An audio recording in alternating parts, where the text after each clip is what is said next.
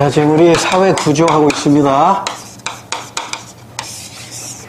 특징했고, 그 다음에 이제 관점도 했고, 그 다음에 개인과 사회의 관계를 보는 관점입니다. 이게 두 가지가 있어요. 두 가지.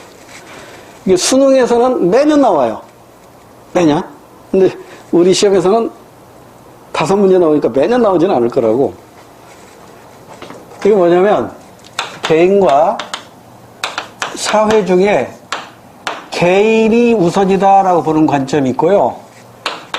개인과 사회 중에 사회가 더 우선이다라고 보는 관점이 있어요. 그래서 이러한 관점을 사회는 그냥 이름만 있는 것이고 중요한 것은 개인이야 이런 뜻이죠. 개인이 사회의 핵심이야. 왜냐하면 그 이론적 근거가 개인주의와 자유주의의 그 바탕을 두고 있기 때문에 그래요. 그러니까 사회는 개인을 위해서 존재한다는 거죠. 사회를 위해서 개인이 존재하는 게 아니라 사회는 개인의 자유를 위해서 존재한다는 거예요. 따라서 이런 명목론에 의하면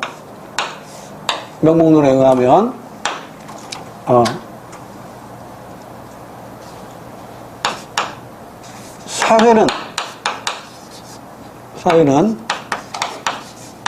개인의 합에 불과하다는 거예요. 그러니까 그림으로 시험문제 나왔을 때 이렇게 그림으로 나왔었죠.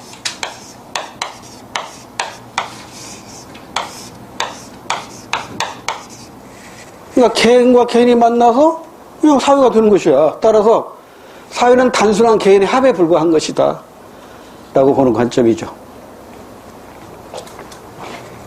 그렇기 때문에 사회는 개인의 그림자일 뿐이에요. 그러니까 개인이 있기 때문에 사회가 존재하는 거죠. 사회는 개인의 그림자에 불과해요. 그래서 모든 사회 현상을 개인으로 환원해서 설명을 해요. 개인이 중심이 되야 되는 거죠. 개인으로 환원해서 설명한다고. 그래서 그 대표적인 이론이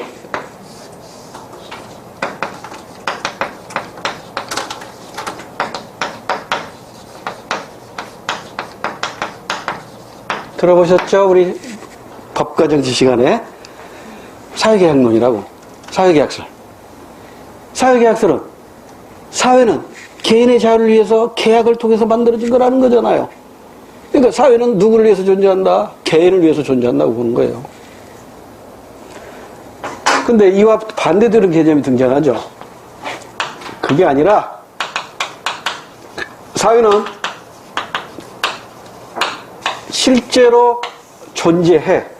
왜냐하면 사회가 없다면 개인도 없는 거야. 사회는 하나의 생명체이기 때문에 사회를 떠난 개인은 그건 죽은 몸이래요. 사회를 떠난 개인은 생각할 수 없다는 거야. 사회 속에 하나의 세포로 작용하는 게 개인이라는 거예요. 그러니까 사회가 생명체고요. 그 생명체를 구성하는 구성 요소가 개인이라는 거예요. 그러니까 개인이 우리 몸에서 떨어져 나가면 그 죽은 거라는 거죠. 그래서 사회가 있기 때문에 개인의 자유도 보장되는 것이지 개인의 자유를 위해서 사회가 있는 건 아니라고 관점이에요. 둘 다가 일리가 있는 관점이죠. 그래서 이건 미시적인 관점으로 보는 것이고 이건 거시적인 관점으로 보는 것이기도 해요. 그러잖아요. 명목론은 개인을 중시하는 거니까 미시적 관점인 것이고 사회 실제로는 사회를 더 중시하는 것이니까 이것은 거시적 관점에 해당이 되는 거라고요. 그러면 이 사회 실제론에 의하면 이제 거꾸로 생각했죠. 사회는 개인의 합 이상이죠. 영혼이 있다고 보는 거예요. 사회에도 영혼이 있대요. 그러니까 명목론에서는 사회는 영혼이 없어. 그러나 실제로는 사회는 영혼이 있다는 거예요. 그 사회가 추구하는 이념, 사상 이런 게 있다고 보는 거예요. 그 그림으로 시험 문제 나왔을 때는 이렇게 표현됐죠. 이렇게 개인이 만나서 사회가 만들어졌어요. 근데 사회는 이렇게 큰 범위로 나타난대요. 두 사람이 만나서 밥을 먹고 있어요. 우리 눈에 그냥 두 사람 밥 먹고 있는 거예요. 근데 두 사람이 만나서 밥을 먹고 있는데 사랑하는 사람이야. 이 세상에서 가장 맛있는 밥이겠죠? 그 맛있는 밥만. 이건 그냥 밥 먹고 있어, 그냥. 근데 그게 맛있는 밥인지 맛없는 밥인지 몰라. 근데 여기는 사랑하는 사람끼리 먹는 밥, 둘이서 먹는 밥, 얼마나 맛있을까? 그것까지 고려한 것이죠. 그래서 사회는 개인의 그림자가 아니라 개인은 사회가 있기 때문에 존재하는 거예요. 사회를 떠난 개인은 생각할 수 없다는 거예요. 사회가 있으니까 개인도 있다. 그러니까 모든 사회 현상을 사회로 환원해서 설명해요. 사회로 환원해가지고 설명하죠. 이걸 환원주의라고 표현하기도 해요. 옛날에 그 자연 철학자들은 모든 그 우주의 사회 현상을, 우주에서 나타나는 자연 현상을 환원시켰잖아요. 우주 만물의 근원은 불이다. 우주 만물의 근원은 물이다. 이런 게 다 환원주의잖아요. 그러니까 사회 현상을 설명하는데도 이런 환원주의가 등장한다고. 그래서 개인으로 환원해서 설명하느냐, 사회로 환원해서 설명하느냐에 따라서 명목론이 되기도 하고 실제로 되기도 해요. 이 정도만 알아두셔도 돼요. 이게 또 더 깊이 들어가봤자 우리 시험 범위하고는 관계가 없으니까. 그럼 그 대표 이론이 있겠죠. 얘도 대표 이론. 대표 이론이 바로 뭐? 바로 국가주의, 민족주의. 다 이건 집단을 중시하는 거잖아요. 전체주의. 독일의 나치즘, 이탈리아의 파시즘, 일본의 군국주의, 이런 거 다 전체주의. 그러니까 국가가 있고 개인이 있다는 거예요.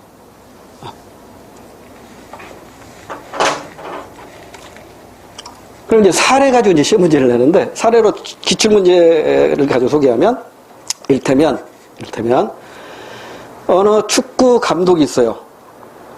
선수들을 뽑을 때 개인기가 좋은 사람을 뽑는 감독이 있고, 팀워크를 중시하는 선수를 뽑는 감독이 있어요. 개인기를 중시하는 감독은 개인주의, 즉 명목론자. 팀워크를 중시하는 감독은 실제론자죠. 자, 여러분들이 이제 투표를 할 때, 대통령을 뽑을 때 정당 보고 찍는 사람도 있고 개인의 도덕성이나 능력 보고 찍는 사람도 있겠죠. 개인 보고 찍으면 명목론자, 정당 보고 찍으면 실제론자, 이렇게 두는 거예요. 이중국적 취득하는 사람들은 명목론자야 실제론자야? 명목론자죠. 나의 개인의 이익을 위해서 이중국적 취득하는 것이니까.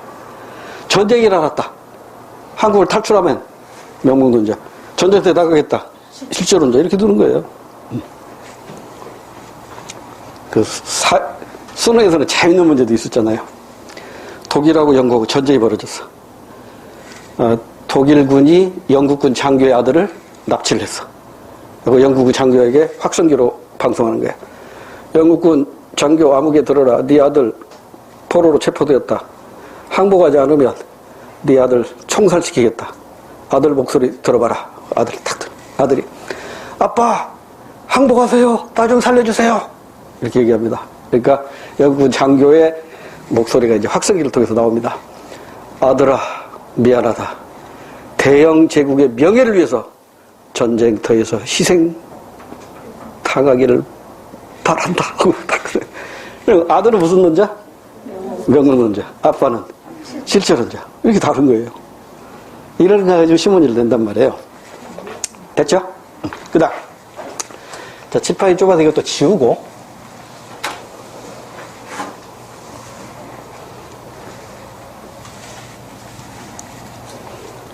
자, 이번의 관점은 조금 더 중요한 관점이에요.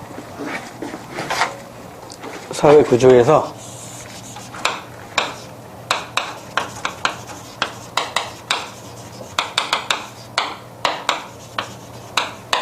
사회 불평등 현상을 보는 관점이에요. 이 불평등 현상을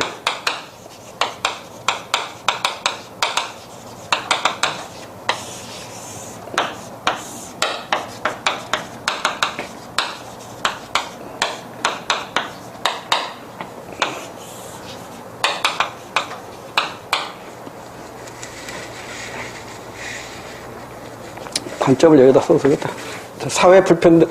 사회 구조 속에 나타나는 불평등 현상을 사회 계층 현상이라고 하고, 이 사회 계층 현상을 보는 관점하고 발생 원인으로 나누어서 정리를 해보면, 먼저 사람마다 이게 다르죠?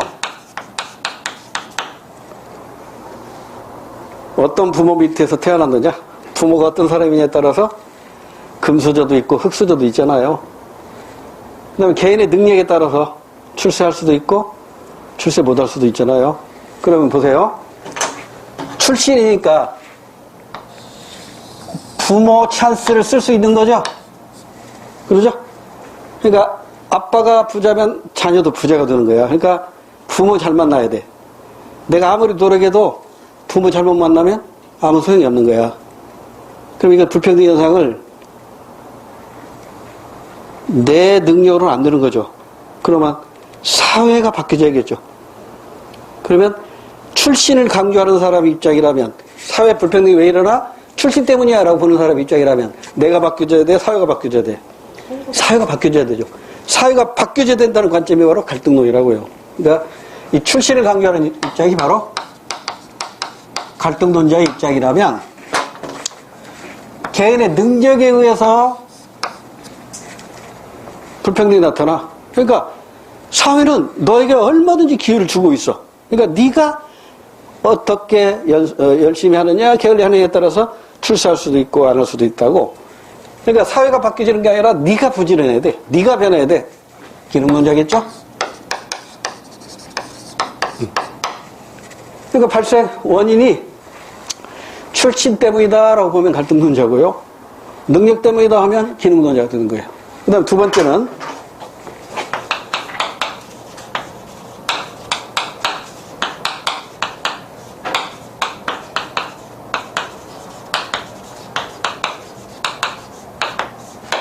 사회적 희소가치가 불공평하게 분배될 수밖에 없다고요. 돈이나 명예나 권력 다들 많이 갖고 싶지만 모자란다고. 그래서 누구는 많이 갖고 누구는 덜 갖고 그런 거잖아요. 그런데 이런 불공평한 분배가 불가피하냐? 피할 수 없는 거냐? 아니야, 이거 필요 없는 거야. 불필요하냐로 나눠지겠죠. 불가피해, 피할 수 없어. 즉 인정하는 거죠. 불공평 분배를 인정하는 거죠. 왜 인정하죠? 열심히 일하는 사람이나 게을리 일하는 사람이나 똑같이 합격하면 이거 불공평한 거잖아요. 열심히 일하는 사람 합격, 게을리 일하는 사람 불합격, 이렇게 할 거 아니야. 그래야 사회가 발전하는 것이죠. 이게 바로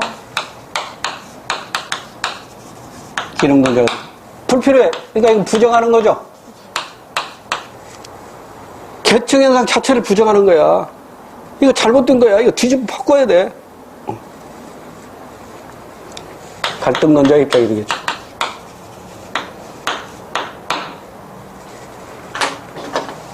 통일시킬까? 갈등론자, 기능론자.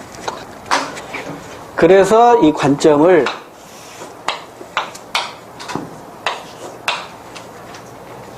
요 두 가지 가지고 주로 출제를 한단 말이에요. 그 사회 불평등 현상을 보는 관점, 이 불평등 현상을 불가피해.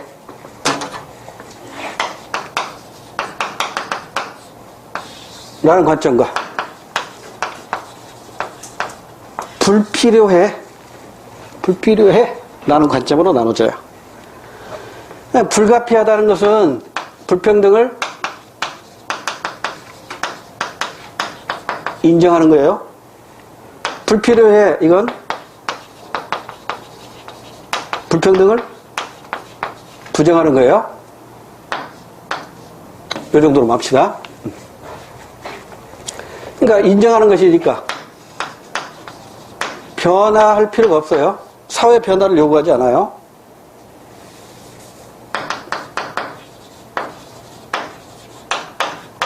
를 요구하지 않아요. 여기에서는 사회가 바뀌어져야 된다고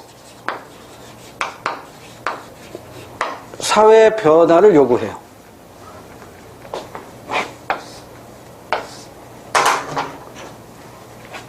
이렇게 보는 관점을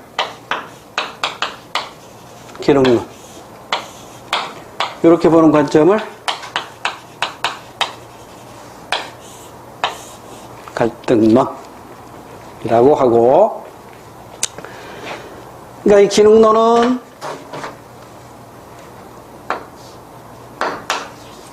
보수 안정적인 관점이라는 걸 이미 공부했고, 갈등론은 진보 개혁적인 관점이라는 것도 이미 공부를 했어요. 자, 이 기능론에 관련된 이론이 계층 이론이고요. 이 갈등론과 관련된 이론이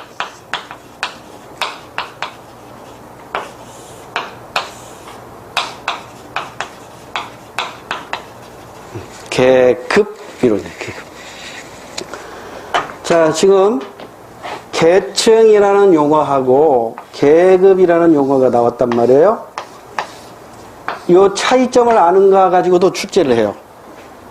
우리가 일상적으로는 계층, 계급 구분하지 않고 사용하지만 사회학에서는 학문적으로 이걸 구분한다고요. 이 계층은요, 계층은 여러 차원에서 비교합니다. 학력, 재산 등등 여러 차원에서 비교해가지고 비슷한 지위의 사람들을 서열화시킵니다. 어떻게? 상, 중, 하 이렇게 서열화시켜요. 그런데 이 서열화가 연속선상에 있어요. 이 말뜻을 잘 이해하세요. 상, 중, 하가 이렇게 연속선상에 있어요. 연속선상에 있다는 얘기는 이만큼이 상이고 이만큼이 중이고 이만큼이 한 거야. 그러니까 구분이, 상과 중에 대한 구분이 돼야 안 돼? 안 돼요. 이게 중복되는 경우가 나타난다고. 만약에 상, 중, 하라면 이건 불연속이죠. 그러니까 상과 중의 구분이 명확할 거 아니에요. 여기도 중과 하가 명확하고. 근데 이렇게 불연속이 아니라 연속돼 있다고. 연속돼 있기 때문에, 연속선상에 있기 때문에 계층에 속했다는 계층에 대한 소속 의식이 강할까요, 약할까요? 약하죠. 상이면서 중이라고 생각하는 사람도 있고 중이면서 하라고 생각하는 사람도 있을 거 아니에요. 따라서 계층에 대한 소속감이나 귀속의식 이런 것들이 약하다고. 그런데요, 계급은 달라요. 계급이라는 것은 여러 차원에서 비교한 게 아니라 딱 하나입니다. 돈과 백, 요 하나만 가지고 구분해요. 돈과 백. 돈과 백. 이건 학문적 용어가 아닙니다. 시험 문제에서 돈과 백. 옛날에 중학교 나오니까 돈과 백으로 쓴 학생이 있었어. 돈은 경제적인 부입니다. 백은 권력이에요. 부와 권력을 가지고. 왜냐하면 부와 권력을 항상 같이 다니잖아요. 이 부와 권력, 이 하나만 가지고 구분하는 거야. 부와 권력을 가졌냐, 못 가졌냐. 부와 권력으로 구분되는 이해, 대립 집단이에요. 그래서 이건 사열화가 되는데 상과 하만 있어요. 즉 가진 자와 못 가진 자로 되어 있기 때문에 불연속상상이죠. 양분화가 된다고. 양분화. 따라서 가진 자들은 그들의 계급의식이 매우 강합니다. 못 가진 자도 그들의 계급의식은 매우 강해요. 그래서 계급 간의 다툼이 일어나는 거지. 그래서 계급의식은 매우 강하다.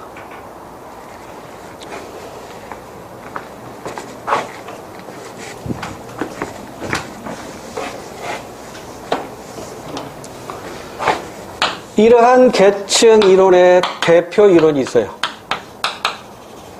이러한 계급 이론에도 대표 이론이 있어요. 이게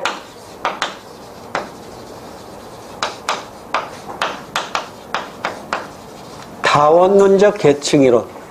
대표적인 사람이 베버죠. 이게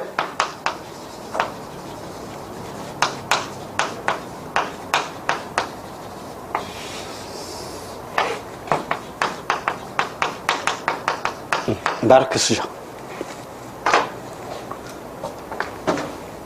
다원론, 이게 무슨 말이에요? 다원론. 부, 권력, 사회적인 이신. 요 세 가지 가지고 계층을 구분했다는 거예요. 그림으로 그리면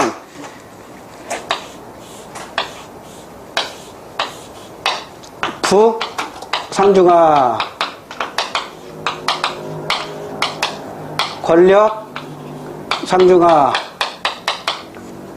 사회적 위신, 명예, 상중하 이렇게 구분합니다. 그러니까 세 가지가 서로 균형적으로 부도상, 권력도상, 명예, 위신도상 이러면 균형이 맞는 거죠. 근데 이게 균형이 안 맞는 경우가 있다고. 이게 이 다원론적 계층 이론의 한계입니다.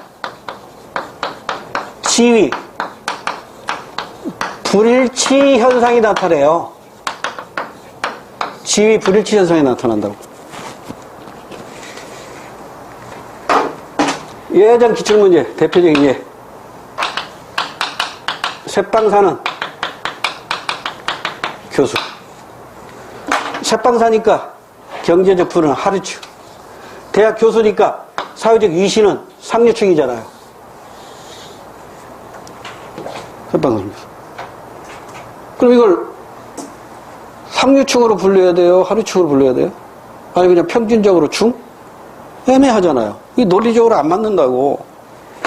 그래서 지위 불일치 현상이 나타났을 때는 지위 불일치 나타났을 때는 이론으로서 의미를 잃게 돼요.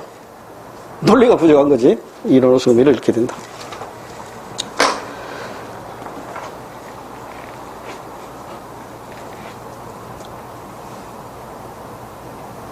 그 다음에 이론론은 한 가지라고 그랬죠? 한 가지. 경제적 생산수단이에요. 여러분 농경사에서는 생산수단이 뭐예요? 토지. 산업사에서는 자본이겠죠? 자본. 토지와 자본과 같이 이 경제적 생산수단의 소유 여부에 따라서 가졌으면 부르주아, 못 가졌으면 프롤레타리아가 되는 거죠. 그래서 이건 이렇게도 구분해요. 부와 권력은 같이 다니는데 이게 쪼개져요. 그래서 극소수는 가진 자예요. 즉 자본가 계급입니다. 대다수는 못 가진 자죠.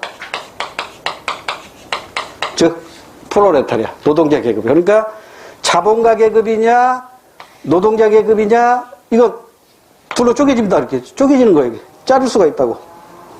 얘는 못 자르죠. 여기 얽혀있기 때문에. 이거 자를 수가 없고. 그러니까 여기에서는 지위 불일치 문제가 발생이 안 해. 여기서는 발생 안 해요. 여기서는 지위 불일치 문제 발생하지 않는다고. 그런데 이것도 역시 한계가 있죠. 어떤 한계죠?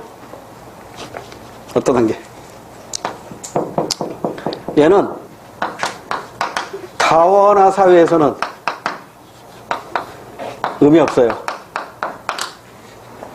오늘날 사회는 다원화 사회잖아.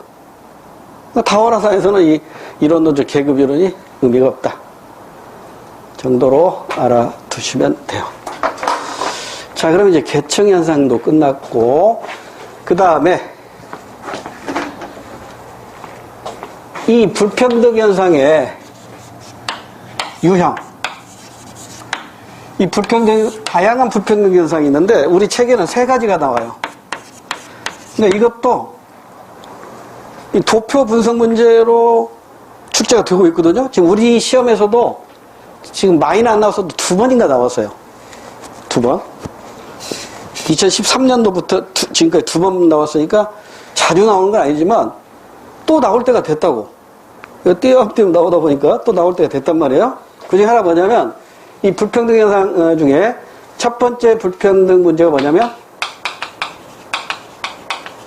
빈곤 문제예요. 두 번째가 성차별 문제예요. 세 번째가 소수자 문제예요.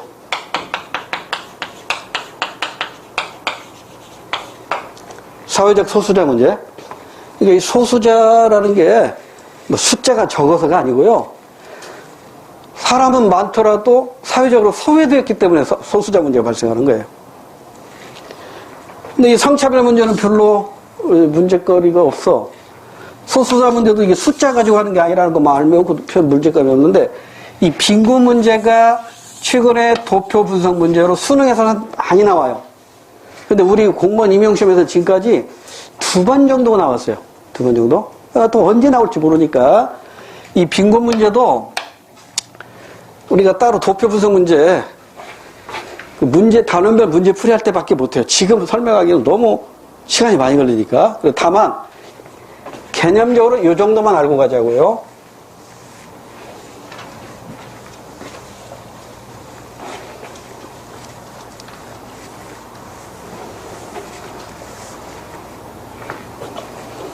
자, 이 빈곤은요, 일단 2가지로 기억해야 돼요.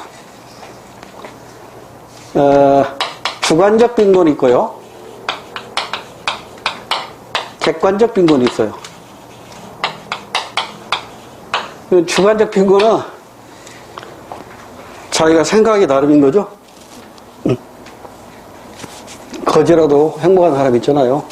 부자라고 생각하는 사람 있잖아. 디오게네스 같은 사람. 그러니까 시험범위 안 들어가요. 객관적인 빈곤은 어떤 기준을 가지고 이게 빈곤이다 아니다 할 수 있어야 되잖아요. 이 객관적 빈곤은 또 둘로 나눠져요.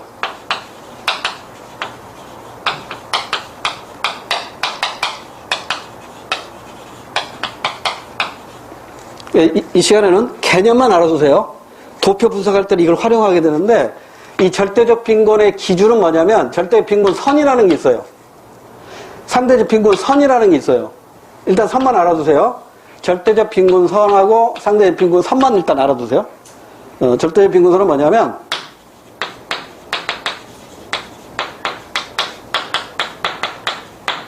최저생계비 미만인 소득 가구를 절대적 빈곤 가구라고 해요. 우리 지금 현재 최저임금이 있죠? 그 최저임금도 못 받는 사람들. 이게 절대적 빈곤이라고. 근데 상대적 빈곤은 뭐냐면, 최근에는 이제 절대적 빈곤이 사라지고 있죠. 정부에서 이 복지 혜택을 많이 주니까. 그런데 이제 다른 사람과 비교해서 괜히 배고파지는 거죠. 그죠? 나도 승용차 있는데 친구 거하고 비교해보니까, 이 친구 것은 의제고 나는 국산이네? 그럼 괜히 내가 초라해지잖아요. 이런 빈곤이 이제 상대적 빈곤인데, 그 상대적 빈곤의 객관적인 선이 있다고. 그게 뭐냐면,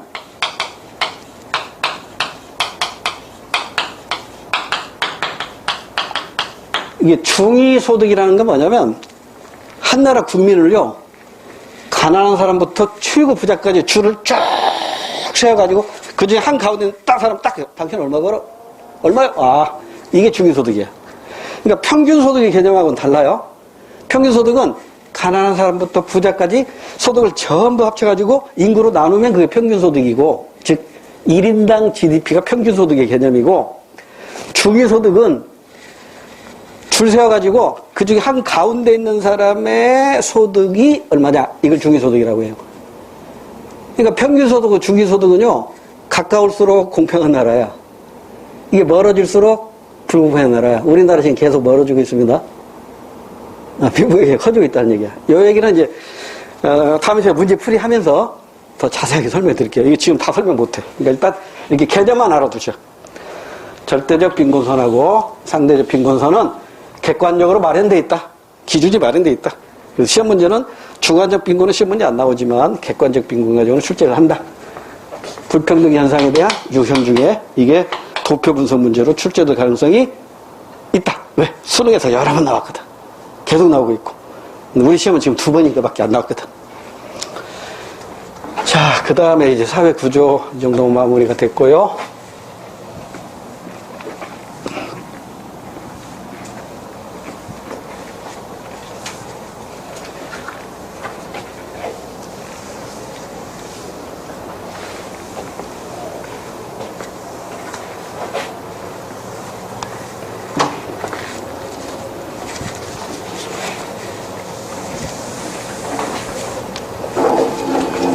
자, 사회 구조는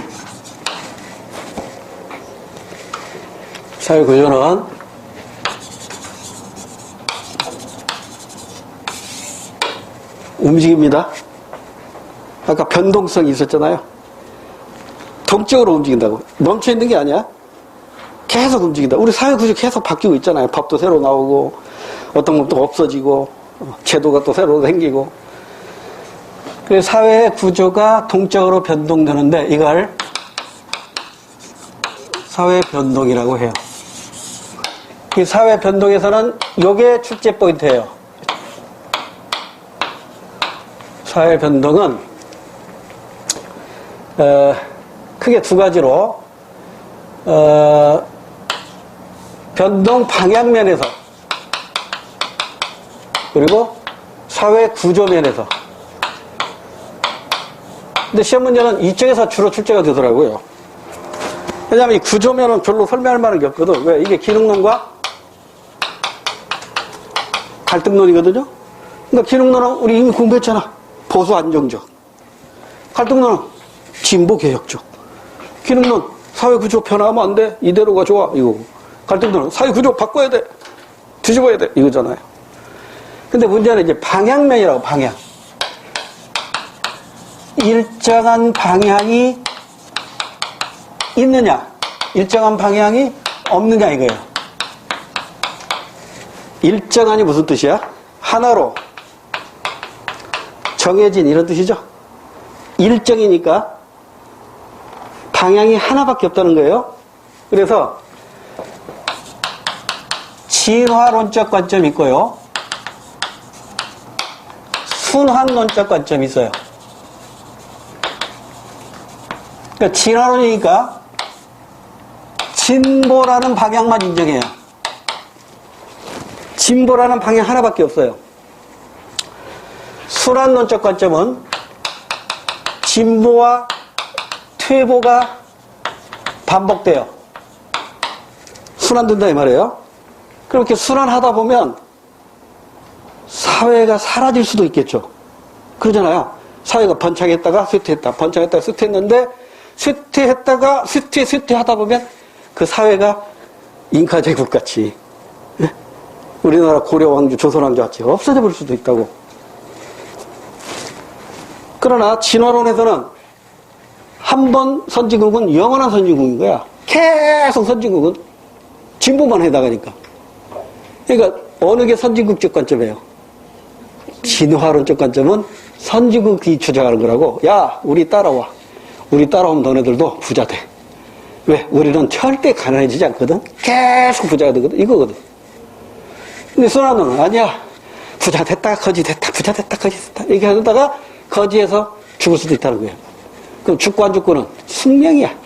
운명이야. 그래서 이걸 숙명론적 관점이라는 말로 시험 문제에 언급되기도 했어요. 같은 말이에요. 순환론적 관점, 숙명론적 관점, 운명론적 관점. 같은 말. 그림으로도 이렇게 나왔었죠?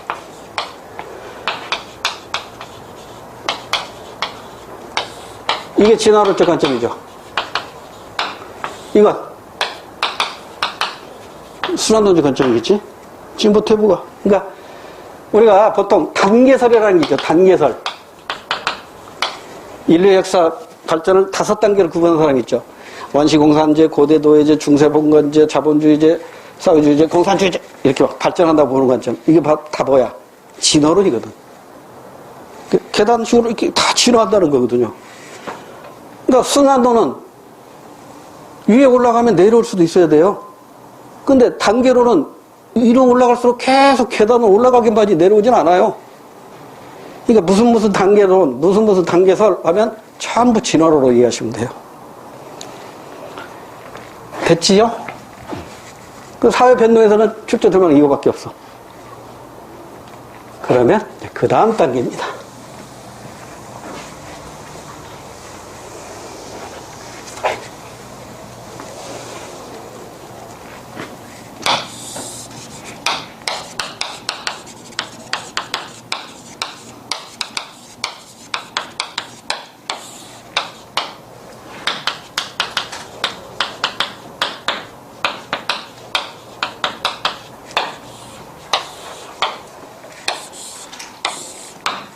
이제 마지막입니다. 사회가 변하는데 우리가 원하는 바람직한 방향으로 바뀌느냐 아니면 우리가 원치 않는 방향으로 바뀌느냐 그 차이가 있겠죠. 바람직한 방향으로 바뀔 때 이걸 우리는 이렇게 변하고 바람직한 방향으로 바뀔 때 그건 사회 문제가 되는 것이죠. 그래서 이제 사회 문제에 도시화 문제,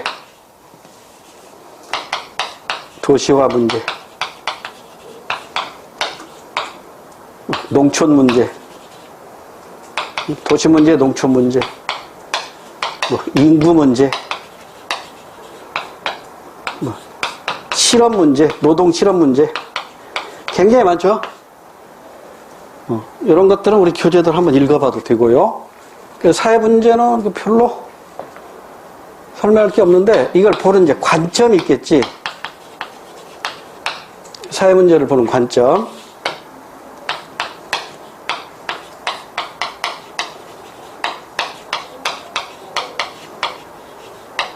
기능론과 갈등론이 있는데 이게 예전 교과서에서는 자세히 소개를 해놨는데 이게 교과서가 개편이 되면서 이 부분이 없어져 버렸어요. 그래서 혹시 문제풀이 하면서, 단문 문제풀이 하면서, 문제가, 살짝 나오거든요. 그때 가서 보충 설명해 드릴게요. 사회 문제를 보는 기능론의 관점. 갈등론의 관점인데, 아까 일탈 행동도 하나의 사회 문제죠. 그러죠? 그걸 가지고 설명한다면, 이 기능론에 해당되는 것이 아노미 이론이에요. 차별적 교재론도 아노미 이론과 같이 기능론으로 보시면 되고, 그 다음에 이제 갈등론은 우리 교과서에 없어요. 우리 교과서에는 없는데, 사회 긴장론이라는 게 있어요. 이런 게 있는가 보다 좀 알아두시고, 이것과 버투스, 비교할 것으로 상징적 상호작용론, 즉 미시적 관점이죠. 이건 미시적 관점으로 보는 게 바로 뭐예요? 이게 낙인이론이에요. 낙인이론. 이거 문제 풀 때 다시 소개해 드릴게요. 그러니까 일탈 행동이 일종의 사회 문제이기 때문에 사회 문제를 이렇게 이론적으로 구분해 볼 수도 있다. 근데 이건 우리 교과서에 이제 없어져 버렸다고. 우리 교과서가 없어요. 그러니까 노사 간의 갈등, 긴장 이런 것들이잖아요. 진보 세력과 보수 세력 간의 갈등, 긴장 이런 것들 있잖아요.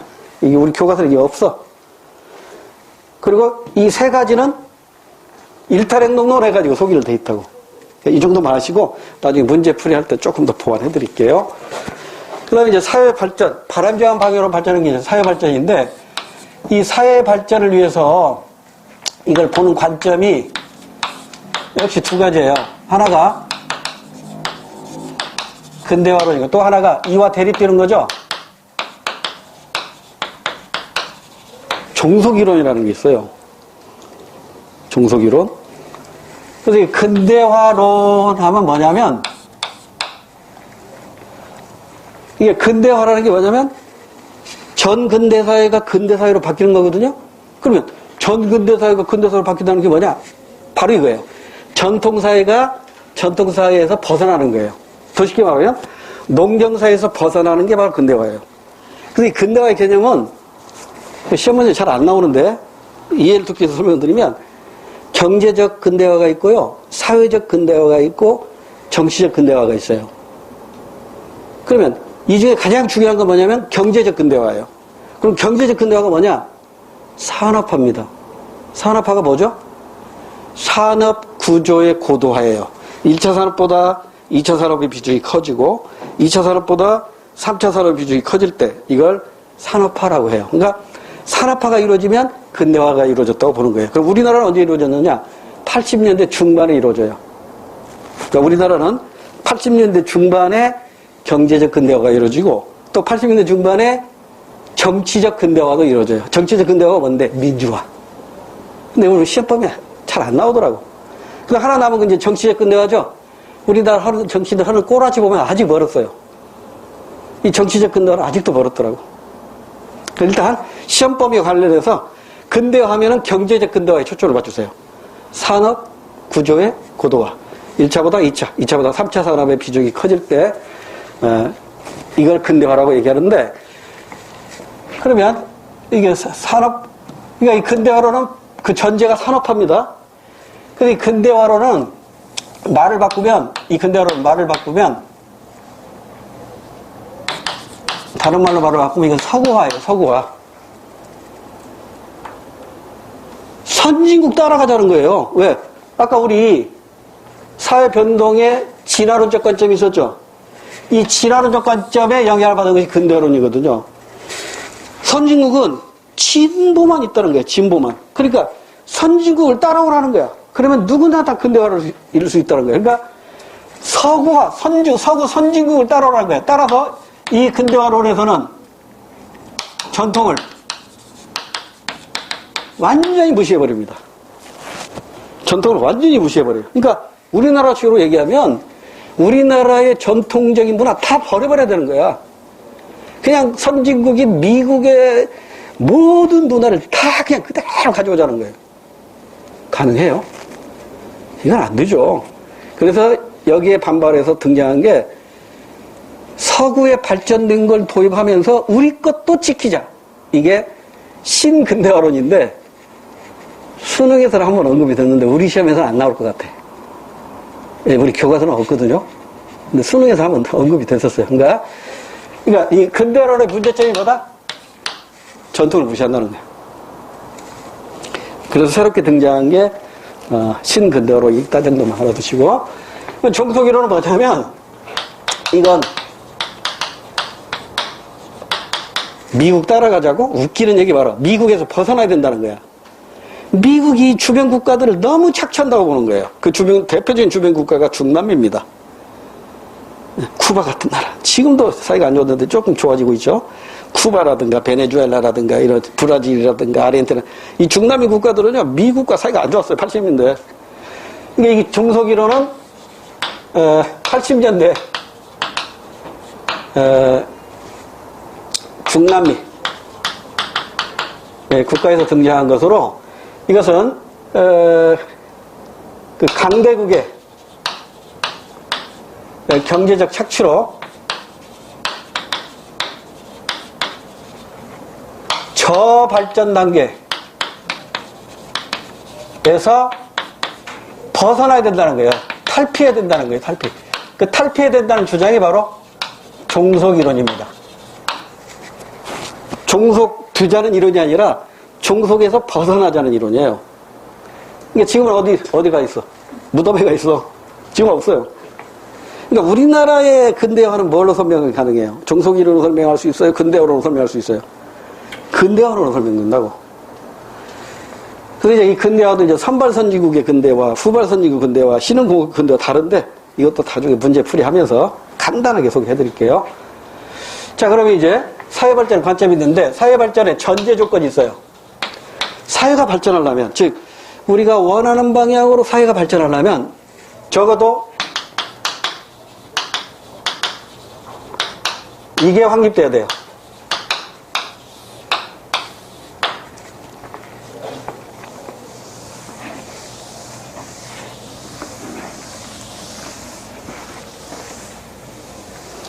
사회보장제도가 확립돼야 됩니다. 그래서 다른 나라 것은 잘 시험문이 안 나와요. 나중에 이제 문제풀이 할 때 조금 여유 있을 때 소개하기로 하고 우리나라 것만 우리나라의 사회보장제도를 확실히 알아둬야 돼요. 시험문에 나오면 거의 여기서 출제가 99%가 여기서 출제가 되니까 세 가지가 있죠.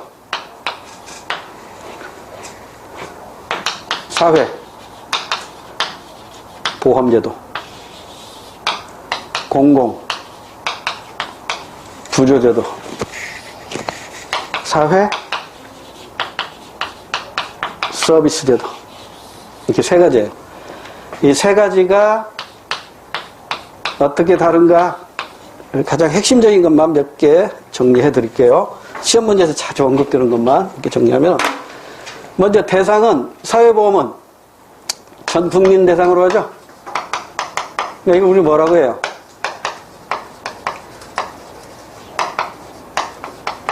보편적 복지라고 하죠. 공공부조는 생활 무능력자를 읍면 동사무소 공무원들이 일일이 호구조사해가지고 생활 무능력자를 선정하고 그들에게 뭐 주거복지, 의료복지 뭐 등등 교육복지 등등 해주는 거죠. 그러니까 이건 선별적 복지죠.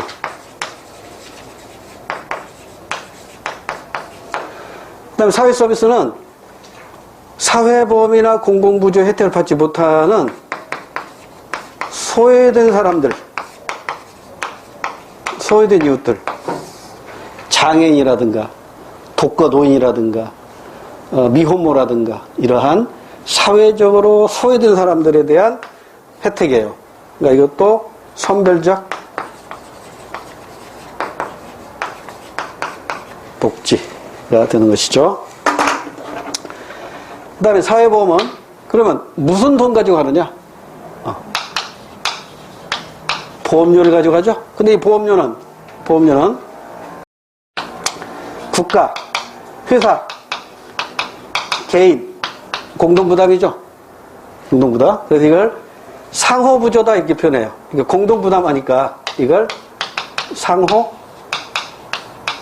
근데 이건 전액 세금이죠.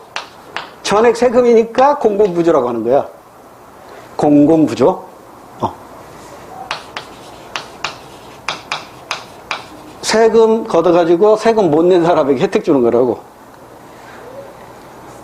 그 다음에 이 사회서비스는 일부 세금하고 개인 또는 단체의 기부금이에요. 그러니까 일부 세금과 일부는 개인 또는 사회단체의 기부금으로 이루어진다고. 그러면 이 세 가지 모두 가난한 사람을 돕자는 거잖아요. 그러니까 소득 재분배 효과가 있다 없다? 있어요. 얘도 소득 재분배 효과가 있어요.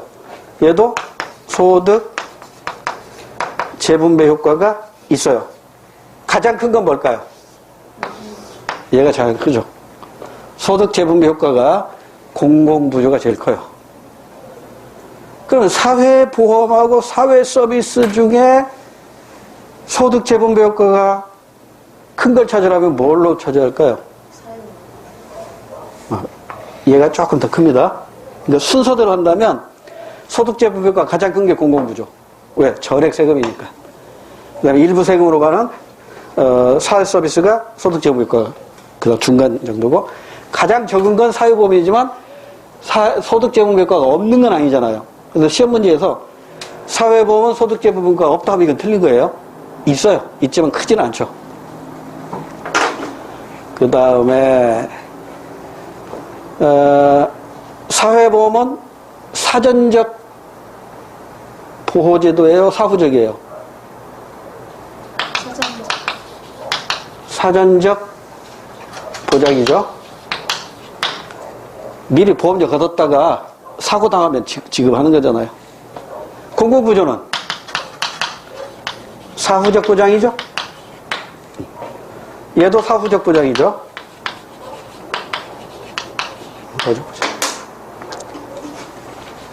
얘는 금전적으로 도움을 주죠. 얘도 금전적으로 도움을 주죠.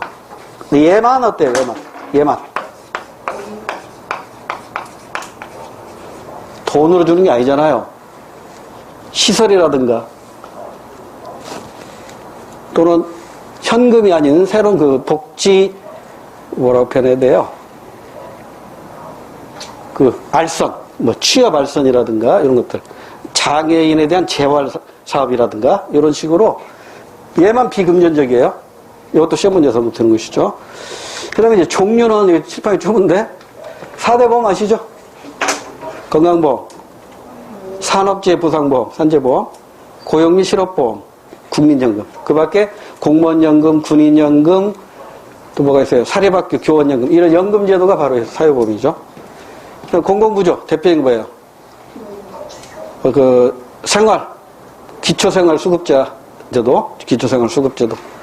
그 다음에 의료보호제도. 그 다음에 또 뭐가 있을까요? 재해구호제도, 뭐 이런 것들. 사회서비스, 장애인, 뭐 재활복지, 양로원 시설, 고아원 시설, 아동복지시설, 뭐 이런 것들. 이 정도 알아두시면 됩니다. 이게 이제 기본이에요, 기본. 그래서 기본은 사회문화 중에 사회학이 끝났고, 이제 하나 남았어요. 이건 한 문제 출제되거나 안 되기도 해요. 5분만 쉬었다가 정리해드릴게요. 5분만 쉬었다가, 배고프지만 좀만 참으세요. 5분만 쉬었다가 문화 간단하게 정리해드릴게요.